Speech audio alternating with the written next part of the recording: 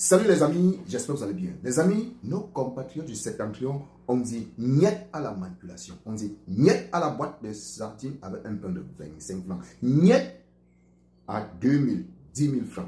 Écoutons les amis. Bonsoir Monsieur le Président. Bonsoir. Bonsoir aux adhérents, Merci. membres de notre parti. Merci beaucoup. Morpa. Je suis bien content de votre discours. C'est un discours qui me plaît. Mais maintenant, honnêtement, Monsieur le Président, est-ce qu'il y a une rupture entre vous et le RDPC, entre Morpa et le RDPC? Puis, honnêtement, s'il n'y a pas de rupture entre vous et le RDPC, la séance ici-là doit cesser d'être à partir de maintenant. Ça, c'est ma première question. Excusez-moi, je suis poignant. Vas-y, mon frère. Si vous venez au nom du RDPC, franchement, dégagez d'ici. C'est ce que je voulais dire, non? Nous, on a besoin de rupture entre ce système-là. Je n'en veux plus, moi personnellement. S'il y a quelqu'un qui doit ajouter à mes propos quelque chose, tant mieux. Franchement, si vous venez au nom du RDPC, le FSNC, ou l'UNDP qui a ruiné nos parents, franchement, dégagez. Si c'est pour soutenir le RDPC là, franchement, nous ne voulons pas, nous ne voulons plus.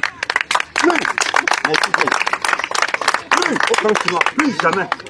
Parce qu'ils s'attirent, on l'a déjà chassé là-bas, on ne veut même plus de lui. C'est bon, on ne veut plus de lui. Si vous venez pour le RDPC, nous sommes d'accord. Ça, c'est ma première question. Vous avez une rupture d'ailleurs entre vous et le RDPC, ça, c'est ma première question. Ma seconde question, c'est que le parti, même la date de quand, maintenant, c'est un parti. À voir vos discours, c'est un bon programme. C'est un programme qui me sied. À moi, personnellement, ça, c'est un programme qui m'arrange.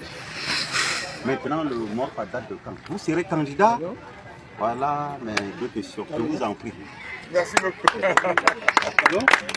Les amis, ça mérite des applaudissements. Ah oui, on peut abrutir tout un peuple durant beaucoup d'années. On peut endormir toute une jeunesse durant beaucoup d'années. Là, ce n'est pas un problème. Mais les abrutir, les endormir durant toute la vie, non. C'est là où il y a un problème. Il arrivera toujours un jour que ce peuple-là, que cette jeunesse-là vont se réveiller et prendront conscience du mal que vous leur avez causé. Parce qu'ils ne vous ont que donné leur voix. Ils ont reposé leur espoir en vous. Et vous, en retour, vous avez joué sur le fait qu'ils n'ont pas été scolarisés, sur le fait qu'ils ont faim pour les abrutir, pour les influencer, pour les faire taire.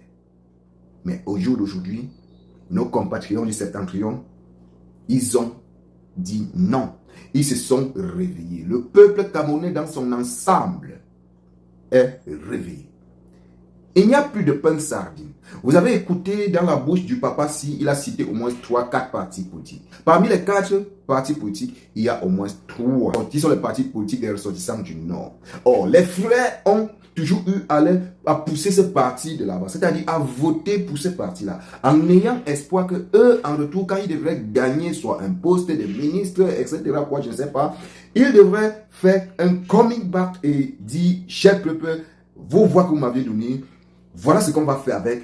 Je vais vous donner les routes, je vais vous donner ne serait-ce que de l'eau à boire, je vais vous donner ne serait-ce que l'éducation, c'est-à-dire construire au moins quelques écoles pour les enfants, mais ils ne l'ont pas fait. Regardez vous-même ensemble où est tenue cette réunion. Regardez où nos frères et sœurs du Cameroun sont en train de tenir les réunions. Donc vous comprenez à suffisant que ces gens-là ont vraiment fait du mal à nos frères camerounais dans tous les coins du Cameroun.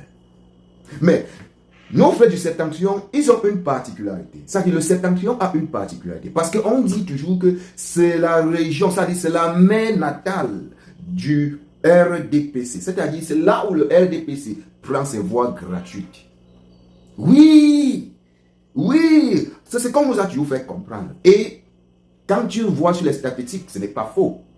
Parce que comme je vous ai dit dans une de mes vidéos, dans le gouvernement, dans l'administration, il y a beaucoup des autorités qui viennent du Nord. Il y a beaucoup de grandes personnalités qui sortent du Nord. Mais quand tu regardes ce que nos parents, nos papas, nos tontons, nos soeurs vivent au Nord, car ça fait mal. Ça fait mal à la tête. Beaucoup parmi vous se disent que nous qui parlons, on parle parce qu'on a vu certaines personnes parler. Non. Je suis passé par Ngaoundéré pour arriver au Nigeria quand je faisais l'aventure. Alors, on a vécu, on a vu ce que nos frères vivaient là-bas et qui vivent encore. Je pense qu'aujourd'hui, c'est devenu encore de plus en plus grave, chaud de leur côté.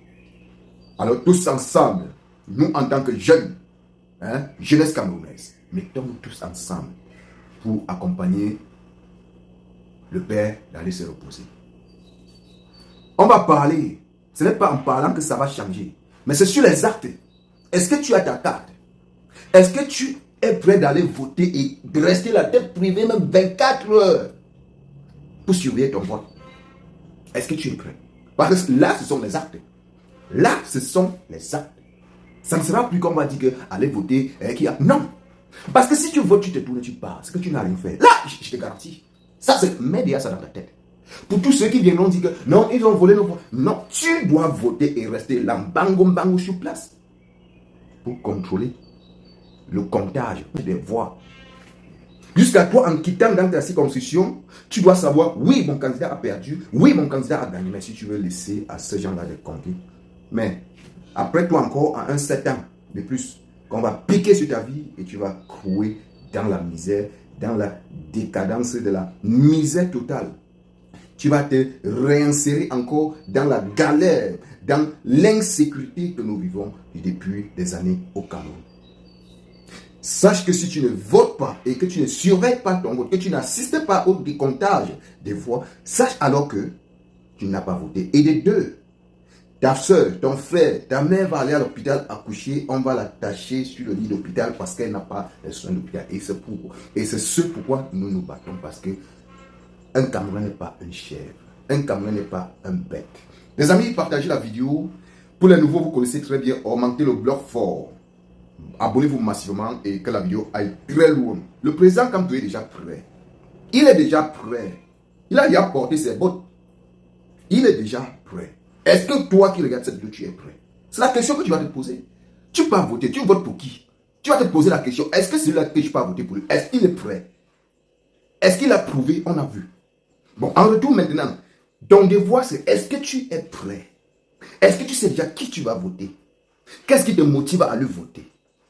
Tu ne dois pas voter parce que c'est ton frère du village, parce que c'est ton cousin, parce que c'est ton frère du quartier, parce que c'est ton frère, parce que c'est un frère de ta région. Non. Tu vas voter parce qu'il voudrait que tu sortes de ces conditions minables que tu vis depuis les années. Les amis, on se retrouve très certainement dans la prochaine vidéo.